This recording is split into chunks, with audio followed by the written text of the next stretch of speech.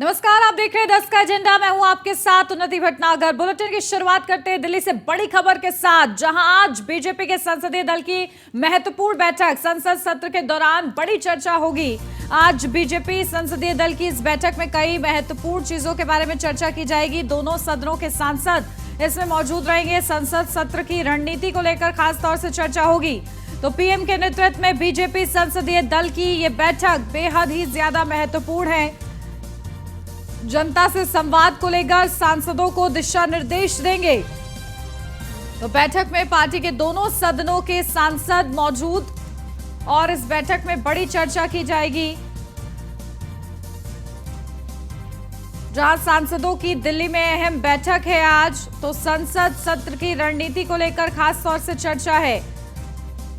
तो प्रधानमंत्री नरेंद्र मोदी के नेतृत्व में संसदीय दल की यह बैठक होगी कि आखिर सदन में क्या कुछ महत्वपूर्ण मुद्दे, क्योंकि जिस तरीके से विपक्ष हमलावर है उसको लेकर बड़ी तैयारी सत्ता पक्ष की तरफ से भी की जा रही है। तो आज बीजेपी की संसदीय दल की बैठक, जहां संसद सत्र की रणनीति को लेकर चर्चा, पीएम के नेतृत्व में बीजेपी संसदीय दल की यह बैठक, जनता से संवाद को लेकर सांसदों को दिशा निर्देश दिए जा रहे हैं। इस बैठक में ये बैठक जारी है।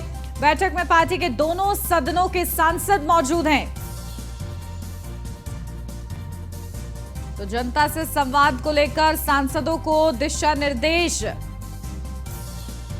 तो बैठक में पार्टी के दोनों सदनों के सांसद मौजूद और महत्वपूर्ण ये बैठक है। चर्चा की जा रही है सत्र को लेकर खास तौर से। तो संसद सत्र की रणनीति को लेकर चर्चा हो रही है। इस बैठक में बड़ी अपडेट आपको दे दें। ये बैठक चल रही है इस वक्त प्रधानमंत्री के नेतृत्व में।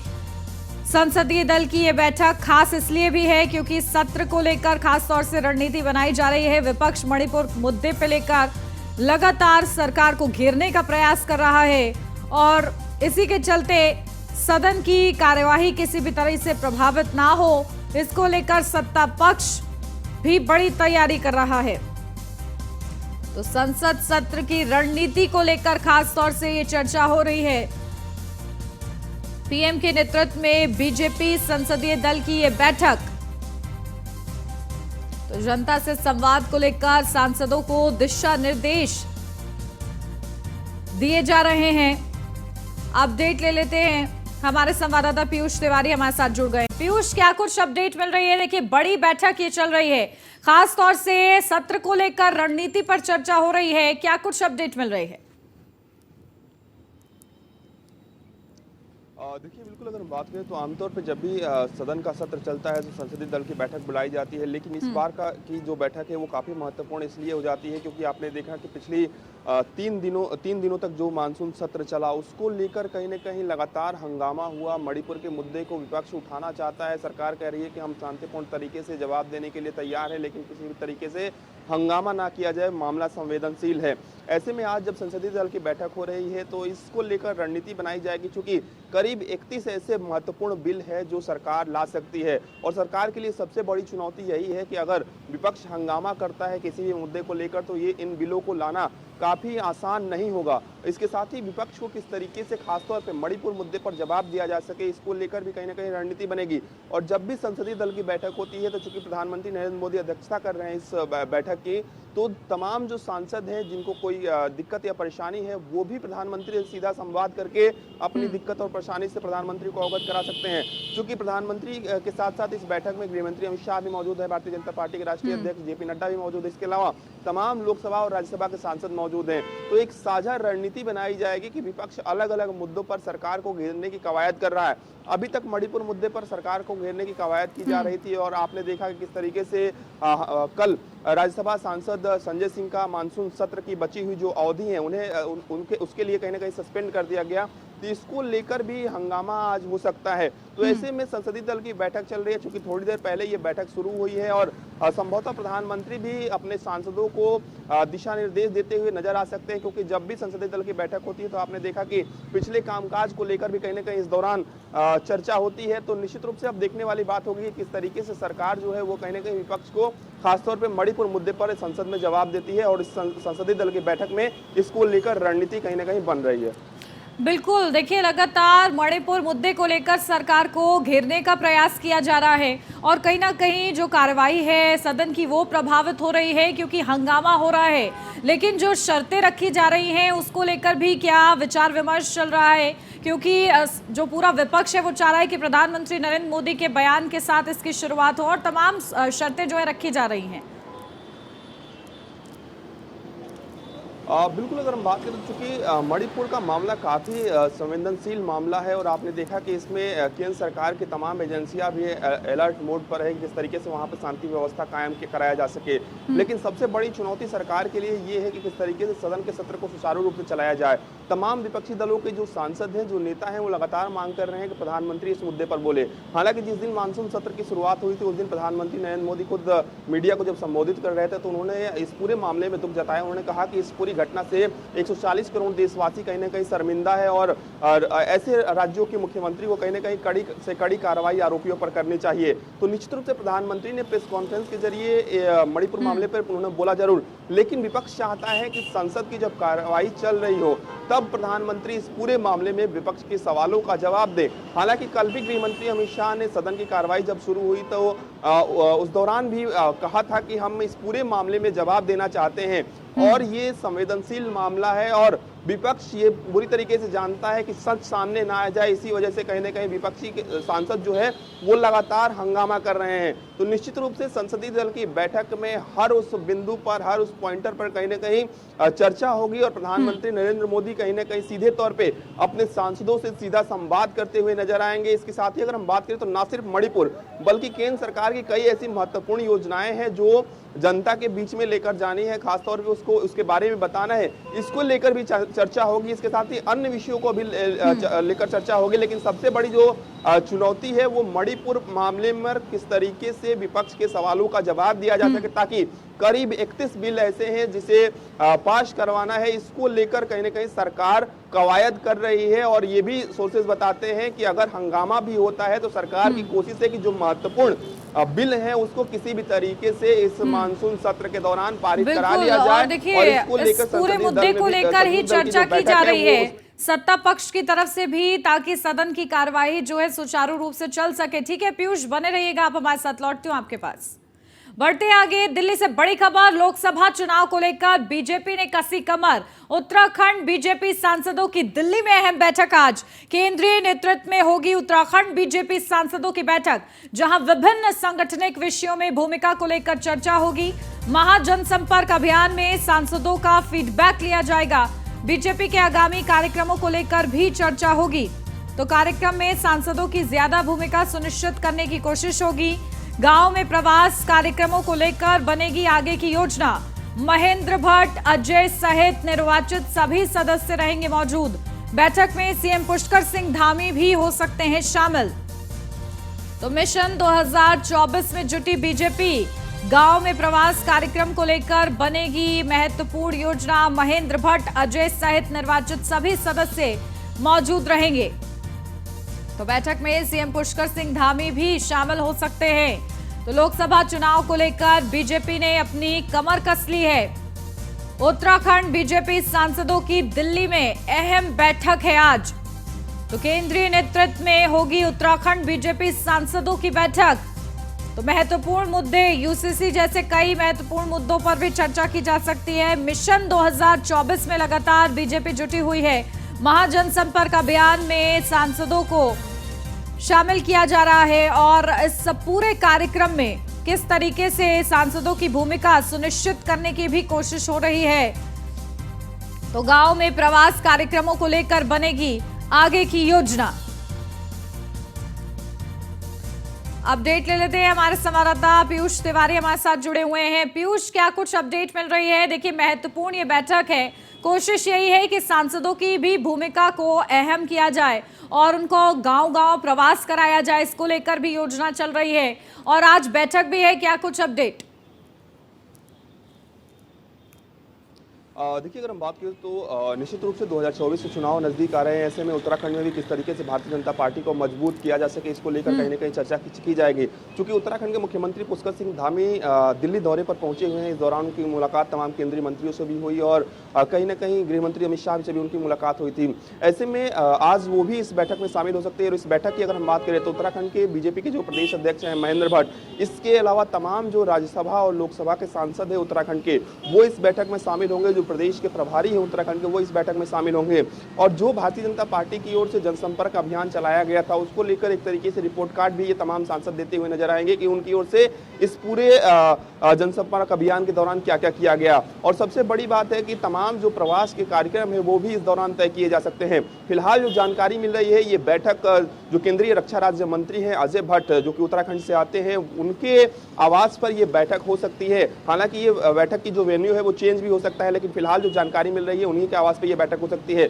इस बैठक में तय किया जाएगा कि किन किन सांसदों को कौन कौन सी जिम्मेदारी कहीं ना कहीं दी जानी है। इसके अलावा आपने देखा कि किस तरीके से भारतीय जनता पार्टी लगातार उत्तराखंड में काम कर रही है और खासतौर पे उत्तराखंड के मुख्यमंत्री पुष्कर सिंह धामी ने जब से यूसीसी का जिक्र किया है, उसके बाद लगातार यूसीसी की दिशा में सरकार लगभग काम कर चुकी है, यानी कि ड्राफ्ट तैयार हो चुका है। और कहीं ना कहीं इस विषय को लेकर भी इस दौरान चर्चा हो सकती है, क्योंकि जब केंद्र सरकार इस पूरे मामले में आगे बढ़ रही है, अभी जो जानकारी मिल रही है कि मानसून सत्र के दौरान यूसीसी को नहीं लाने वाली है केंद्र सरकार।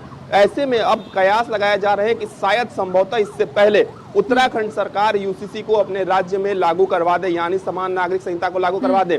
इसको लेकर बड़ी बैठकें लगातार उत्तराखंड के मुख्यमंत्री पुष्कर सिंह धामी कर रहे हैं। हाल ही में गृह मंत्री अमित शाह के साथ भी करीब 3 घंटे तक बैठक इस दिल्ली दौरे के दौरान उनकी हुई थी।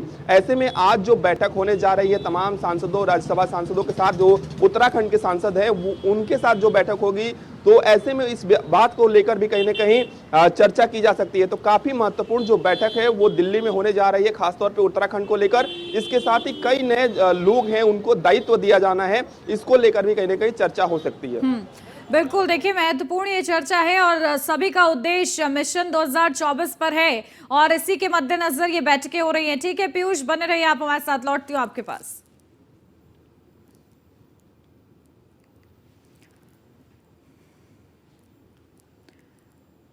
तो मिशन 2024 में जुटी हुई है बीजेपी और आज भी ये बड़ी बैठक।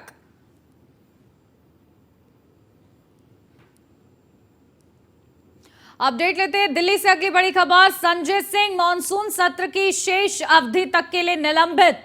आम आदमी पार्टी सांसद संजय सिंह के निलंबन पर बवाल मच गया है। संसद के बाहर पूरी रात चला है विपक्ष का धरना। संजय सिंह के समर्थन में उतरे हैं कई विपक्षी नेता। सांसद रामगोपाल यादव, इमरान प्रतापगढ़ी समेत कई सांसदों का समर्थन मिला है। तो आम आदमी पार्टी सांसद संजय सिंह पर बड़ी कार्रवाई। तो सांसद रामगोपाल यादव, इमरान प्रतापगढ़ी समेत कई सांसदों का समर्थन मिला है। अपडेट ले लेते हैं पीयूष से, लगातार जुड़े हुए हमारे साथ। पीयूष, क्या कुछ अपडेट? देखिए संजय सिंह को निलंबित कर दिया गया है सदन की कार्रवाई के अंतर्गत, जिस तरीके से वो हंगामा कर रहे हैं इसको लेकर, लेकिन अब उनको समर्थन भी मिल रहा है और पूरी रात बताया जा रहा है कि उनका प्रदर्शन भी चला है, हंगामा भी किया उन्होंने। क्या कुछ अपडेट है? देखिए, बिल्कुल अगर हम बात करें तो कल आपने देखा कि जब सदन की कार्यवाही जो संजय सिंह है वो मणिपुर पर चर्चा चाहते थे, जिस तरीके से मणिपुर की 2 वीडियो वायरल हुई, उसके बाद आपने देखा कि वो वेल के आसपास पहुंच गए थे, जिसके बाद जो सभापति हैं जगदीप धनखड़, उन्होंने सीधे तौर पे कहा कि आप कुर्सी पर जाकर बैठ जाइए और कहीं ना कहीं शांतिपूर्ण तरीके से चर्चा की कोशिश जो है वो कवायद जो है वो करने की कोशिश की गई। इस दौरान केंद्रीय मंत्री पीयूष गोयल ने बाकायदा एक वो प्रस्ताव लेकर आते हैं और कहीं ना कहीं ये जो प्रस्ताव है वो जो राज्यसभा सांसद है संजय सिंह, उनके निलंबन के लिए प्रस्ताव था और पूरी तरीके से ये ध्वनि मत के साथ प्रस्ताव पास हो जाता है। और ये जो मानसून सत्र चल रहा है, इसमें जितनी भी अवधि बची हुई है, इसके लिए राज्यसभा सांसद संजय सिंह को सस्पेंड कर दिया जाता है। इसको लेकर राज्यसभा सांसद संजय सिंह पूरी तरीके से कहीं ना कहीं धरने पर बैठ जाते हैं, प्रदर्शन करने लगते हैं। और आपने देखा कि कल देर रात भी, चाहे संजय सिंह की बात करें या कांग्रेस से राज्यसभा सांसद इमरान प्रतापगढ़ी की बात करें या समाजवादी पार्टी से राज्यसभा सांसद रामगोपाल यादव की बात करें, ऐसे तमाम जो दिग्गज चेहरे हैं वो देर रात कहीं ना कहीं संसद भवन के अंदर जो गांधी जी की प्रतिमा है उसके आसपास बैठे रहे और इस दौरान भी केंद्र सरकार पर देर रात भी हमला बोला गया, सोशल मीडिया के जरिए भी हमला बोला गया। संजय सिंह ने सीधे तौर पर इसको तानाशाही रवैया करार दिया है और अभी की भी जानकारी दे दे कि सुबह में भी संजय सिंह फिलहाल गांधी जी की प्रतिमा के समक्ष बैठे हुए हैं और कहीं ना कहीं वो कह रहे हैं कि जो कार्रवाई हुई है उनके खिलाफ वो कहीं ना कहीं गलत तरीके से हुई है। वो सिर्फ और सिर्फ चर्चा चाहते थे मणिपुर के मामले में और इतना जघन्य अपराध है, वो वीडियो वायरल हुई उस पर चर्चा चाहते थे। ऐसे में तमाम जो नेता हैं उनके बयान भी निकलकर सामने आए। तो निश्चित रूप से अभी भी जो धरना है वो लगातार विपक्षी दलों का बिल्कुल, देखिए कुल मिलाकर सवाल पीयूष यही है कि सिर्फ हंगामा होता रहेगा या सदन में चर्चा भी हो पाएगी। बहुत शुक्रिया आपका। बढ़ते आगे प्रयागराज से अब खबर ज्ञानवापी विवाद मामले से जुड़ी हुई है। बड़ी खबर आपको बता दें, एएसआई सर्वे आदेश जहां सिविल वाद की वैधता पर सुनवाई है आज। हाईकोर्ट जस्टिस प्रकाश पाडिया की बेंच में होगी सुनवाई। वाराणसी कोर्ट ने ज्ञानवापी के एएसआई सर्वे का दिया था आदेश, तो सिविल वाद की वैधता को लेकर भी हाईकोर्ट में याचिका। आज हाईकोर्ट में इस मामले में महत्वपूर्ण सुनवाई होगी। तो ज्ञानवापी मामले में ये महत्वपूर्ण सुनवाई सिविल वाद की वैधता को लेकर हाईकोर्ट में सुनवाई होगी। आज हाईकोर्ट में इस मामले में महत्वपूर्ण सुनवाई। तो हाईकोर्ट में याचिका, आज हाईकोर्ट में इस पूरे मामले पर सुनवाई होनी है। एएसआई सर्वे आदेश सिविल वाद की वैधता पर सुनवाई है आज। तो हाईकोर्ट जस्टिस प्रकाश पाडिया की बेंच में होगी सुनवाई। अपडेट ले लेते हैं, हमारे संवाददाता एसके वाजपेयी हमारे साथ जुड़े हुए हैं। एसके, क्या कुछ अपडेट मिल रही है? देखिए, सर्वे को लेकर रोक लगी और इसको लेकर आज महत्वपूर्ण सुनवाई है। ऐसे में क्या कुछ होगा आज और जो उम्मीदें हैं उसको बल मिलेगा या फिर क्या होगा? क्या संभावना फिलहाल आज के लिए बरकरार? बिल्कुल निश्चित तौर पर अगर हम देखें तो पूरे मामले को लेकर वाराणसी सिविल कोर्ट की तरफ से एएसआई सर्वे का निर्देश दिया गया था, जिसमें ऐसे सभी नमूने तथ्य जुटाने के निर्देश थे जो कहीं न कहीं हिंदू पक्ष की तरफ से रखे गए थे कि वहां पर मंदिर था और उसको जमी दोज कर मस्जिद बनाई गई। हालांकि मुस्लिम पक्ष इसका लगातार विरोध कर रहा था, लेकिन सिविल कोर्ट से आदेश होने के बाद एएसआई की 43 सदस्यीय टीम कल वाराणसी में थी और उसने सर्वे के करीब 4.5 से 5 घंटे पूरे भी किए। इस दौरान बड़े पैमाने पर नमूने और साथ ही साथ कई तस्वीरें, कुछ वीडियोस भी लिए गए जिनको तथ्य के आधार पर संरक्षित करके रखा गया। हालांकि इसी बीच जो अंजुमन इंतजामिया मसाजिद कमेटी है उसकी तरफ से सुप्रीम कोर्ट में याचिका दाखिल की गई थी, जिसमें यह कहा गया था कि तत्काल सर्वे पर रोक लगाई जाए, उसका पक्ष सुना जाए कि सर्वे वर्तमान परिस्थितियों में उचित नहीं है। हालांकि सुप्रीम कोर्ट ने पूरे मामले को लेकर हाईकोर्ट जाने का निर्देश दिया था। फिलहाल जिस पर अंजुमन इंतजामिया की तरफ से अपनी बात रखी गई, उनके वकील की तरफ से दलील दी गई कि अगर इस दौरान सर्वे होता है तो वो गलत होगा। सुप्रीम कोर्ट कोई ऐसी व्यवस्था करे जिससे कि जब तक हाईकोर्ट में अंजुमन इंतजामिया मसाजिद कमेटी की तरफ से अपनी दलीलें रखी जाती हैं तब तक वहां कोई सर्वे ना किया जाए। हालांकि इस पूरे मामले को लेकर सुप्रीम कोर्ट ने कल शाम 5 बजे तक के लिए इस किसी भी सर्वे पर रोक लगा दी है, किसी तरीके की खुदाई पर भी रोक है। तो सीधे तौर पर आज हाईकोर्ट इस पूरे मामले को लेकर सुनवाई करेगा। अगर हम मामले की बात करें तो जो हिंदू पक्ष है वो पहले से लगातार कह रहा है कि वहां पर मंदिर था और मंदिर को जमींदोज कर मस्जिद का निर्माण किया गया। हालांकि यह निर्माण मुगल शासन के दौरान हुआ था, जिसको लेकर वो चाहते हैं कि उनको वहां पर पूजा का अधिकार मिले, क्योंकि श्रृंगार गौरी को लेकर पहले ही याचिका हाईकोर्ट में लंबित है, जिसमें इस चीज की लगातार मांग की जा रही है कि उनको वहां पर प्रॉपर पूजा की अनुमति दी जाए। दूसरा बड़ा मामला यह है कि वहां पर शिवलिंग की जो आकृति मिली है उसको लेकर लगातार ये मांग थी कि वहां पर एएसआई का सर्वे हो, तथ्य इकट्ठे किए जाएं, वहां की जो चीजें हैं उनको देखा जाए, क्या वास्तव में जो हिंदू पक्ष अपने दावे कर रहा है वो कितने सच हैं। हालांकि इन सारी चीजों को लेकर आज हाईकोर्ट में सुनवाई होगी। अंजुमन इंतजामिया की तरफ से भी अपनी दलीलें हाईकोर्ट में रखी जाएंगी, जिसमें यह बताने की कोशिश होगी कि ऐसा जो दावा हिंदू पक्ष की तरफ से है वो सही नहीं है और इस तरीके के किसी भी सर्वे पर फिलहाल रोक लगाई जानी चाहिए। क्योंकि सुप्रीम कोर्ट के आदेश पर फिलहाल सर्वे पर रोक लगी हुई है और कहीं ना कहीं सरकार भी इन सारी चीजों को लेकर कानून व्यवस्था वहां पर पूरी तरीके से मजबूत कर रही है कि कहीं कोई ऐसी घटना ना हो। पूरे मामले को लेकर इलाहाबाद हाईकोर्ट में सुनवाई होगी। और देखिए आज इस पूरे मामले पर हाईकोर्ट की तरफ से क्या कहा जाता है, सभी की निगाहें इस पर रहेंगी। बहुत शुक्रिया इसके आपका जानकारी के लिए। बढ़ते आगे, लखनऊ से अब खबर, साइकिल यात्रा निकालेगी समाजवादी पार्टी। ये बड़ा आयोजन अब समाजवादी पार्टी की तरफ से रहेगा। साइकिल यात्रा निकालेगी समाजवादी पार्टी। 24 जिलों में साइकिल यात्रा निकाली जाएगी। तो जातीय जनगणना जैसे मुद्दों को धार देने के लिए साइकिल यात्रा निकाली जाएगी। तो देश बचाओ देश बनाओ समाजवादी साइकिल यात्रा, इसको नाम दिया गया है। तो यात्रा की अगुवाई इलाहाबाद विश्वविद्यालय के छात्र नेता अभिषेक करेंगे। तो ये विशेष पूरा कार्यक्रम इलाहाबाद विश्वविद्यालय के छात्र नेता अभिषेक यादव के नेतृत्व में, जहां पहले चरण में 24 जिलों से गुजरेगी ये यात्रा। सपा प्रदेश अध्यक्ष नरेश उत्तम ने वरिष्ठ नेताओं को यात्रा का हिस्सा बनने को कहा है। क्रांति दिवस के मौके पर 9 अगस्त से प्रयागराज से शुरू होगी यात्रा। तो साइकिल यात्रा निकालेगी समाजवादी पार्टी।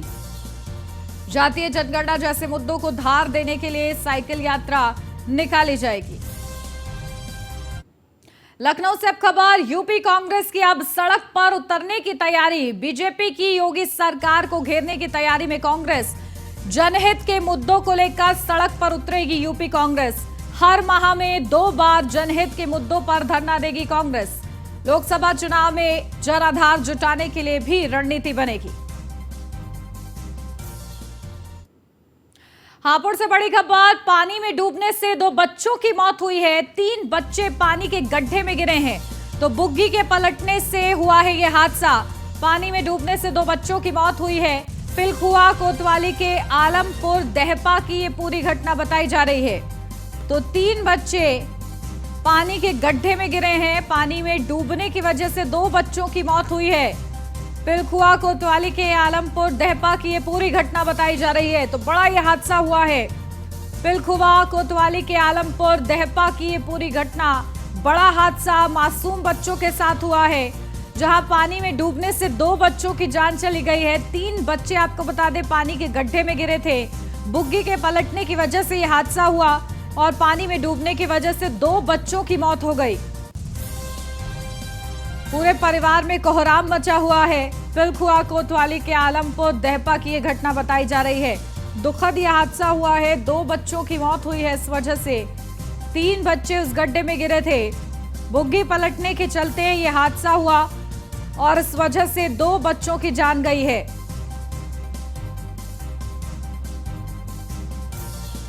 दुखद यह हादसा हापुड़ से सामने आया है। 3 बच्चे पानी के गड्ढे में गिर गए। बुग्गी पलटने की वजह से यह हादसा हुआ। पानी में डूबने से 2 बच्चों की मौत हो गई। फिलखुआ कोतवाली के आलमपुर दहपा की पूरी घटना।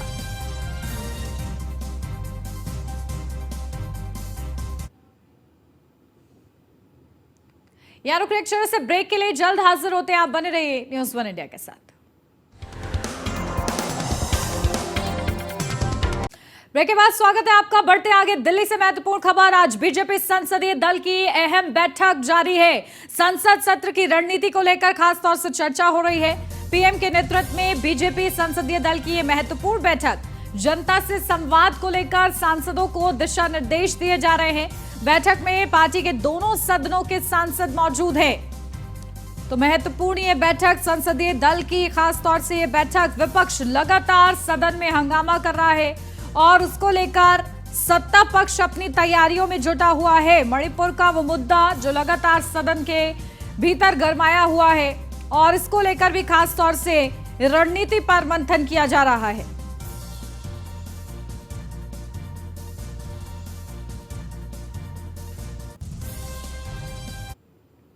दिल्ली से अगली खबर, लोकसभा चुनाव को लेकर बीजेपी ने कसी कमर। उत्तराखंड बीजेपी सांसदों की दिल्ली में अहम बैठक आज। केंद्रीय नेतृत्व में होगी उत्तराखंड बीजेपी सांसदों की बैठक। विभिन्न संगठनिक विषयों में भूमिका को लेकर चर्चा होगी। महाजनसंपर्क अभियान में सांसदों का फीडबैक लिया जाएगा। बीजेपी के आगामी कार्यक्रमों को लेकर भी चर्चा होगी। साथ ही साथ कार्यक्रमों में सांसदों की ज्यादा भूमिका सुनिश्चित करने की भी कोशिश होगी। तो गांव में प्रवास कार्यक्रम को लेकर आगे की योजना बनाई जाएगी। प्रयागराज से अब खबर, ज्ञानवापी विवाद मामले से जुड़ी हुई है बड़ी खबर। एएसआई सर्वे आदेश सिविल वाद की वैधता पर सुनवाई होगी आज। हाईकोर्ट जस्टिस प्रकाश पाडिया की बेंच में होगी सुनवाई। तो वाराणसी कोर्ट ने ज्ञानवापी के एएसआई सर्वे का दिया था आदेश। सिविल वाद की वैधता को लेकर भी हाईकोर्ट में याचिका। उत्तर प्रदेश में इंडिया दिखाएगी अपना दम। नवंबर दिसंबर में इंडिया के नेताओं के जुटने की संभावना है। एसपी करेगी मेजबानी। कार्यक्रम स्थल को लेकर जल्द होगी घोषणा। तो बीजेपी को मात देने के लिए ताकत दिखाएंगे इंडिया के नेता। पश्चिम बंगाल, तमिलनाडु, तेलंगाना, आंध्र प्रदेश, यूपी जैसे राज्य इसमें शामिल होंगे। अगस्त महीने में मुंबई में होगी विपक्षी दल इंडिया की बैठक। तो विपक्षी दलों का गुट इंडिया अपना दमखम दिखाएगा। लखनऊ से अब खबर। यूपी में एमबीबीएस और बीडीएस की काउंसलिंग। एमबीबीएस और बीडीएस की 9078 सीटों पर दाखिले के लिए काउंसलिंग होगी। काउंसलिंग में पंजीकरण आज सुबह 11 बजे शुरू होगा। 28 जुलाई सुबह 11 बजे तक काउंसलिंग होगी। सरकारी मेडिकल कॉलेज के 3828 सीटों पर दाखिला। तो निजी मेडिकल कॉलेज में 5250 सीटों पर दाखिला होगा। 550 अतिरिक्त सीटों की मान्यता के बाद दाखिला किया जाएगा।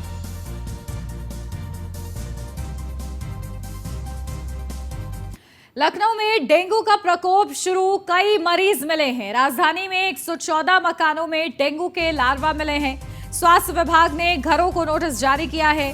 संचारी रोग नियंत्रण और दस्तक अभियान चलाया जा रहा है। 17 जुलाई से शुरू हुआ अभियान 31 जुलाई तक चलेगा।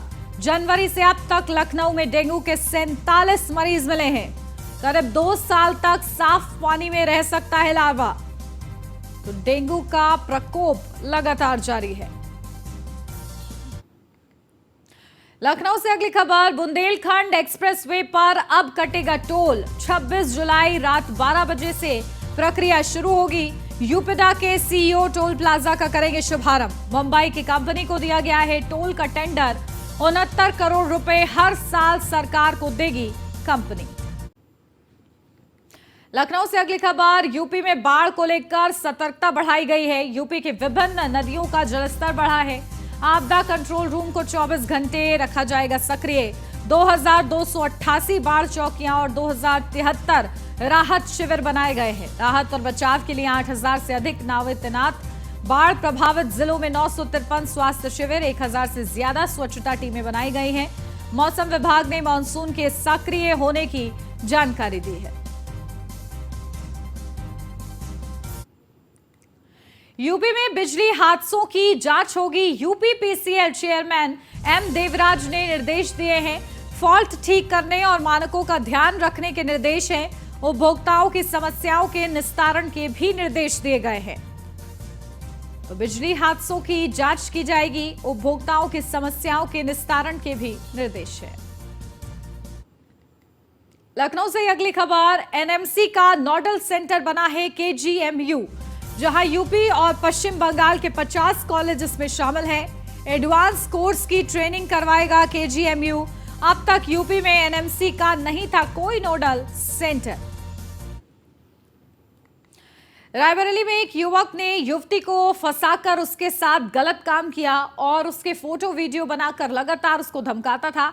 इसके बाद भी युवती को बुलाता रहता और उसका शोषण करता। इधर युवती ने जब इसका विरोध किया तो आरोपी ने उसके फोटो और वीडियो वायरल करने की धमकी दी। तो वहीं परेशान पीड़िता ने मामले की जानकारी परिजनों को दी। तो वो उसे लेकर शिवगढ़ थाने पहुंचे, लेकिन वहां मौजूद साहब ने मामले में लापरवाही करते हुए उन्हें वहां से भगा दिया। बता दें कि परेशान परिजन ने फिर पुलिस अधीक्षक से गुहार लगाई। जब पुलिस अधीक्षक को पूरे मामले से अवगत कराया गया तो उन्होंने तत्काल थानेदार को फोन किया और उसे तत्काल मामले में कार्रवाई के आदेश दिए, जिसके बाद पुलिस ने तत्काल मुकदमा दर्ज किया और आरोपी को गिरफ्तार कर लिया गया। इटावा के थाना फ्रेंड्स कॉलोनी क्षेत्र के हरिहरपुरा गांव के पास युवक की हत्या करने वाला मुख्य आरोपी विनय यादव मुठभेड़ में गिरफ्तार हुआ। बता दें कि मुठभेड़ के दौरान आरोपी के पैर में गोली लगी है। पुलिस ने अवैध तमंचा, कारतूस और बाइक बरामद की। फिलहाल अभी तक पुलिस 4 आरोपियों को गिरफ्तार कर चुकी है। वहीं कुछ दिन पहले 5 युवकों ने एक युवक को गोली मारकर मौत के घाट उतारा था।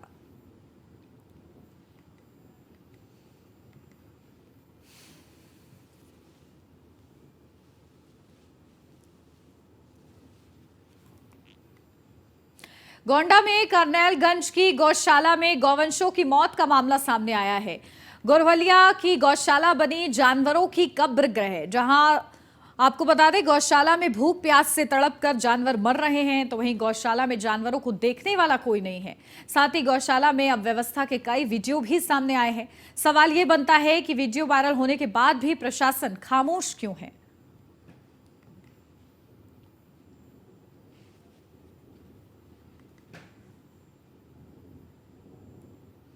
लखनऊ से अगली खबर, फॉरेंसिक लैब के लिए 432 पद सृजित करने का प्रस्ताव। फॉरेंसिक लैब के लिए उपनिदेशक के 27 पद पहले से सृजित हैं। प्रदेश के 12 जिलों में प्रस्ताव भेजा है। निर्माणाधीन विधि विज्ञान प्रयोगशालाओं में प्रस्ताव भेजा है। तकनीकी और गैर तकनीकी पद शामिल हैं। फील्ड यूनिटों के लिए 432 पद सृजित किए जाने का प्रस्ताव है।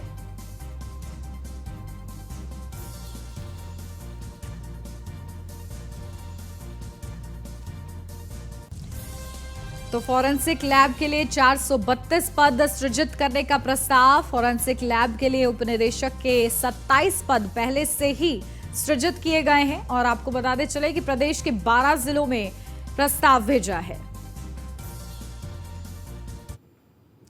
यूपी में बीजेपी की विपक्ष पर सियासी सर्जिकल स्ट्राइक जारी है। एक के बाद एक कई दल के नेता अपनी पार्टियां छोड़कर बीजेपी का दामन थाम रहे हैं। छोटी पार्टियां भी लगातार एनडीए का हिस्सा बन रही हैं। तमाम कोशिशों के बाद भी अखिलेश यादव अपनी पार्टी में सेंधमारी को रोक पाने में नाकाम है। देखिए खास रिपोर्ट। समाजवादी पार्टी में मची भगदड़, बीजेपी की सियासी सर्जिकल स्ट्राइक, बिखरते कुनबे को संभाल पाएंगे अखिलेश। बीजेपी के प्रदेश कार्यालय में ये तस्वीरें अब आम हो गई हैं। कोई हफ्ता ऐसा नहीं बीतता जब दूसरी पार्टियों के नेताओं के बीजेपी में शामिल होने का सिलसिला थमा हो। एक बार यही हुआ जब समाजवादी पार्टी के कई नेताओं ने साइकिल की सवारी छोड़कर हाथ में कमल थाम लिया। चुनाव से पहले समाजवादी पार्टी को बीजेपी झटके पर झटके दे रही है और अखिलेश यादव चाहकर भी कुछ करने की स्थिति में नहीं है। इसकी शुरुआत हुई ओपी राजभर से, जब उन्होंने सपा गठबंधन छोड़ दिया, बीजेपी के साथ एनडीए का हिस्सा बन गए। इसके बाद सपा विधायक दारा सिंह चौहान ने पहले विधानसभा पद से इस्तीफा दिया, उसके बाद बीजेपी का दामन थाम लिया। ओपी राजभर ने दावा किया था कि कई सपा नेता जल्द ही बीजेपी का हिस्सा होंगे। पहली बार ओपी राजभर का दावा सच साबित होता दिख रहा है। सवाल उठता है कि क्या अखिलेश यादव अपनी पार्टी को संभाल नहीं पा रहे? समाजवादी पार्टी के वो नेता जो सपा की सरकार में अच्छे पदों पर रह चुके हैं, आखिर उनके मोहभंग होने की वजह क्या है? क्योंकि हाल फिलहाल सपा छोड़कर बीजेपी में शामिल हुए कई नेता ऐसे हैं जो स्वर्गीय मुलायम सिंह यादव के बेहद करीबी रह चुके हैं। तो क्या सपा में अखिलेश को लेकर एक धड़ा नाराज चल रहा है, जिसका नतीजा इस दल बदल के जरिए सामने आ रहा है? वजह जो भी हो, लेकिन समाजवादी पार्टी में मची इस भगदड़ का असर लोकसभा चुनाव में होना तय है। अभी जिन नेताओं ने अखिलेश का साथ छोड़ा है, उनमें 2019 में पीएम मोदी के खिलाफ सपा प्रत्याशी रही शालिनी यादव का नाम प्रमुख है। इनके अलावा सपा सरकार में मंत्री रहे साहब सिंह सैनी ने भी बीजेपी का दामन थाम लिया। पूर्व मंत्री जगदीश सोनकर, पूर्व विधायक सुषमा पटेल और पूर्व विधायक अंशुल वर्मा ने भी समाजवादी पार्टी का साथ छोड़ दिया। इसके अलावा बीजेपी ने आरएलडी का बड़ा विकेट गिराया है। पूर्व सांसद राजपाल सैनी भी बीजेपी में शामिल हो गए। कहना गलत नहीं होगा कि चुनावी रणनीति के मोर्चे पर बीजेपी समाजवादी पार्टी से काफी आगे निकल चुकी है, क्योंकि समीकरणों की सियासत में बीजेपी ने हर उस तबके के बड़े चेहरे को साधने का सिलसिला शुरू कर दिया जो जीत हार का गणित तय कर सकते हैं। इन्हीं में से एक समाज है सैनी समाज। पश्चिमी उत्तर प्रदेश में सैनी वोटरों का मूल पेशा सब्जी की खेती करना है। ये समुदाय ओबीसी कैटेगरी में आता है। इनकी तादाद सबसे ज्यादा सहारनपुर, मेरठ, मुजफ्फरनगर, शामली, बुलंदशहर, बिजनौर और अमरोहा जिलों में है। इन जिलों में जीत हार तय करने में सैनी समाज की अहम भूमिका है। साथ ही 2 दर्जन से ज्यादा विधानसभा सीटों पर भी इस समाज का असर है।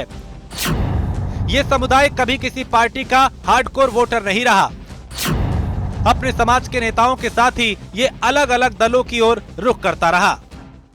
देखिए, देश भर के विपक्षी दलों के एक साथ एक मंच पे आने से भारतीय जनता पार्टी में निराशा है, हताशा है, घबराहट है। इसलिए वो भारतीय जनता पार्टी जो 5 साल में एनडीए को भूल गई थी, वो एनडीए के सहयोगियों को आज याद कर रही है, उनकी बैठक कर रही है। उत्तर प्रदेश में वो दूसरे दलों से आए हुए लोगों को ज्वाइनिंग करा रही, जिससे जनता में ये संदेश जाए कि भारतीय जनता पार्टी मजबूत है। भारतीय जनता पार्टी आज कमजोर हो चुकी है क्योंकि वो हर मोर्चे पे फेल है।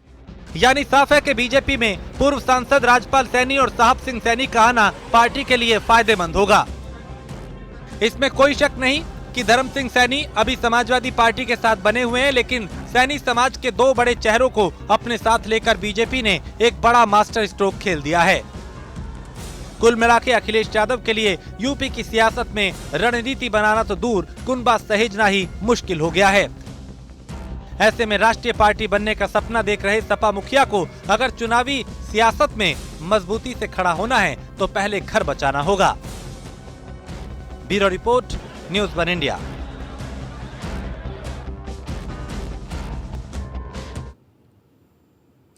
क्या समान नागरिक संहिता की प्रयोगशाला बनने वाला है उत्तराखंड? ये सवाल इसलिए क्योंकि जिस तरह से देहरादून से लेकर दिल्ली तक की हलचल बढ़ी है, उसके बाद ये लगभग साफ होने लगा है कि जल्द ही समान नागरिक संहिता को लेकर कोई निर्णायक फैसला उत्तराखंड में हो सकता है।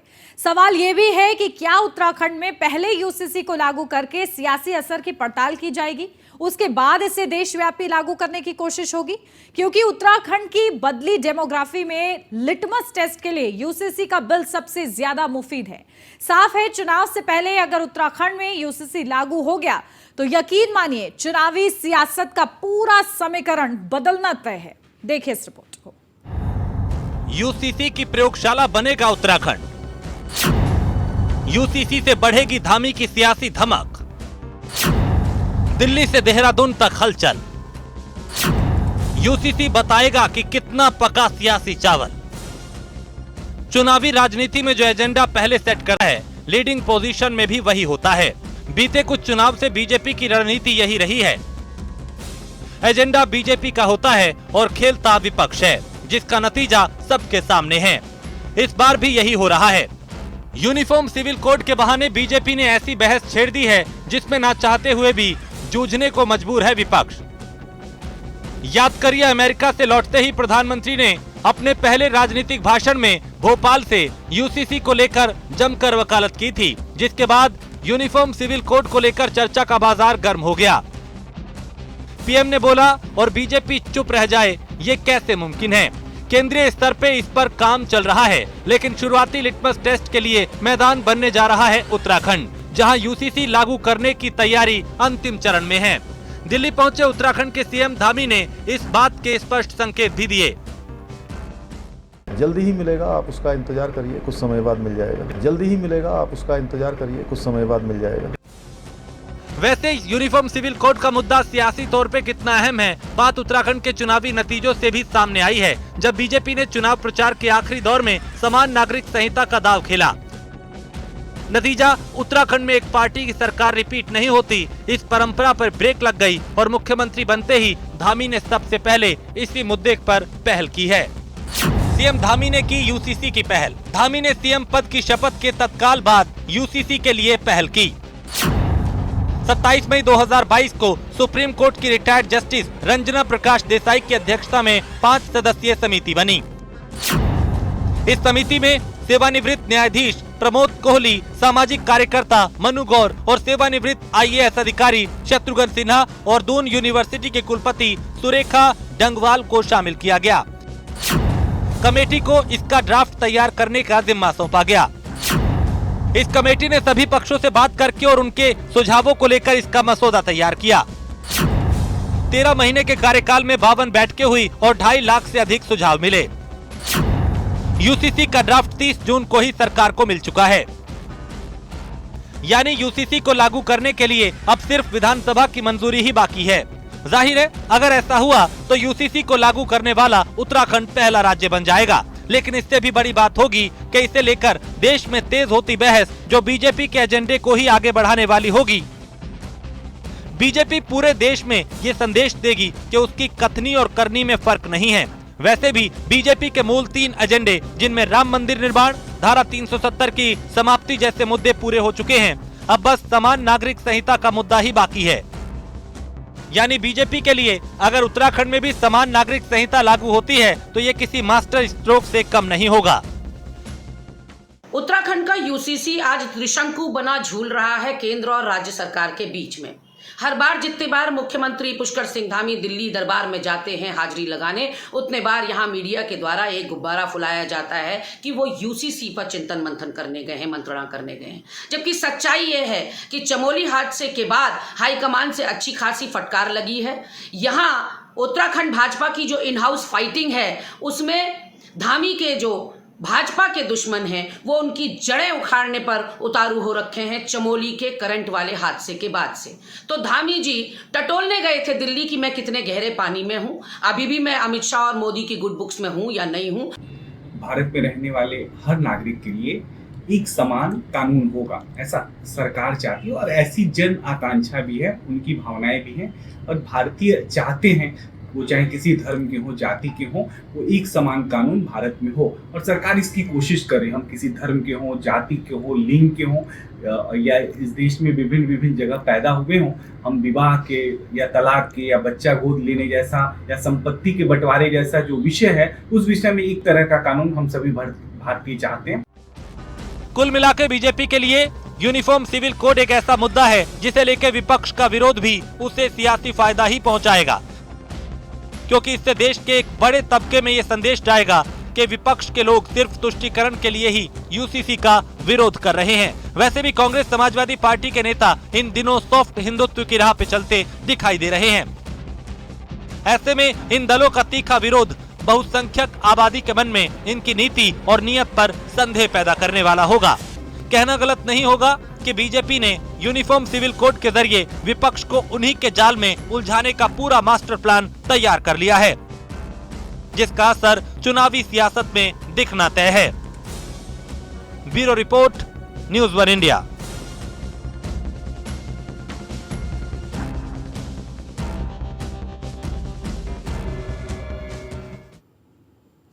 गाजीपुर के जमानिया थाना क्षेत्र के बड़ेसर गांव में पुलिस ने लोगों को बहला फुसलाकर धर्मांतरण कराने के आरोप में 7 लोगों को गिरफ्तार किया है।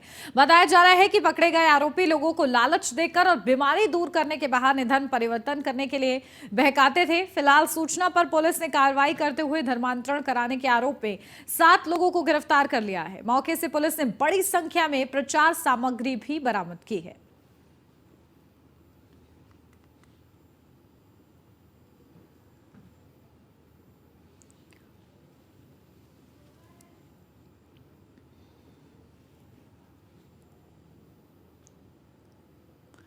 तो गाजीपुर से ये पूरी खबर है, जहां धर्मांतरण के आरोप में 7 लोगों को गिरफ्तार किया गया है। जमानिया थाना क्षेत्र के बड़ेसर गांव का ये पूरा मामला है, जहां बहला फुसलाकर धर्मांतरण कराया जा रहा है लोगों का। और इस पूरे मामले में पुलिस अब सतर्क हो गई है और इसी के चलते 7 लोगों की गिरफ्तारी की गई है, जो कि लोगों को बहला फुसलाकर उनका धर्मांतरण करा रहे थे। बड़ी संख्या में प्रचार सामग्री भी बरामद की गई है। तो प्रचार के जरिए और बहला फुसलाकर लोगों को धर्म परिवर्तन करने पर मजबूर किया जा रहा था, उनका ब्रेन वॉश किया जा रहा था।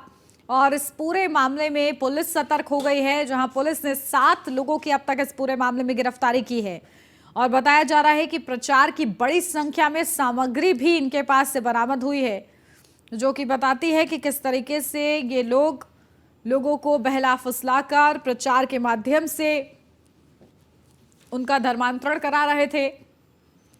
गाजीपुर से ये पूरी खबर है। 7 लोगों को पुलिस ने इस पूरे मामले में गिरफ्तार किया है। उनसे पूछताछ की जा रही है और पूछताछ के आधार पर ही आगे की कार्रवाई की जाएगी।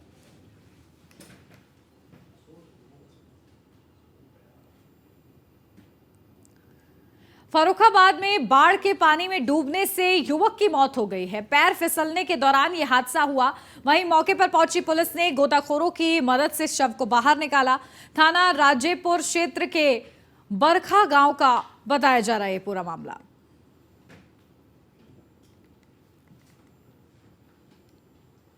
अब खबर कानपुर से है, जहां सरफिरे दबंग ने बाइक में पेट्रोल डालकर सिगरेट से आग लगा दी।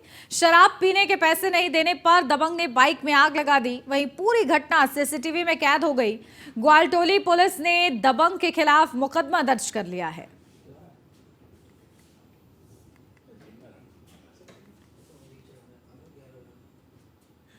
रायबरेली में बच्चों के विवाद में दो पक्षों में जमकर मारपीट हो गई। दोनों पक्षों के आधा दर्जन लोग घायल हो गए। घायलों को सीएचसी में भर्ती कराया गया है, जहां गंभीर हालत में 4 लोगों को जिला अस्पताल रेफर कर दिया गया है।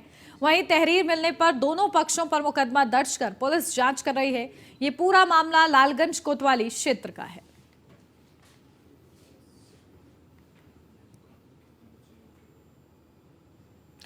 फतेहपुर में भारतीय किसान यूनियन टिकैत गुट ने 9 सूत्रीय मांगों को लेकर धरना दिया। नहर कॉलोनी परिसर में किसानों ने धरना दिया। इस दौरान प्रदेश उपाध्यक्ष ने कहा है कि किसानों के समस्याओं को दूर करने में अधिकारियों की लापरवाही की शिकायत मिल रही है। साथ ही कहा है कि जल्द ही जिले के सभी ब्लॉक परिसर में धरना प्रदर्शन और घेराव होगा।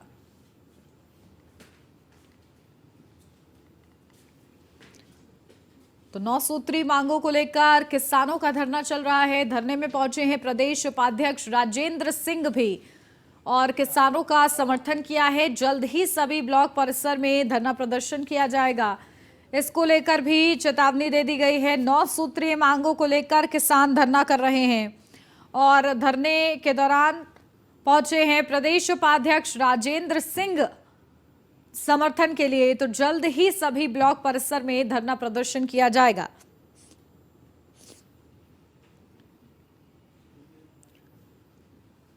तो फतेहपुर से ये खबर है, जहां 9 सूत्रीय मांगों को लेकर किसान धरना दे रहे हैं और लगातार अपनी मांगों को लेकर डटे हुए हैं कि अगर उनकी मांगें नहीं पूरी की जाती हैं तो ये धरना प्रदर्शन सभी ब्लॉक परिसर में जारी रहेगा। और इसी के साथ 10 का एजेंडा में मेरे साथ फिलहाल बस इतना ही। खबरों का सिलसिला आगे भी जारी रहेगा। आप बने रहिए न्यूज़ 1 इंडिया के साथ।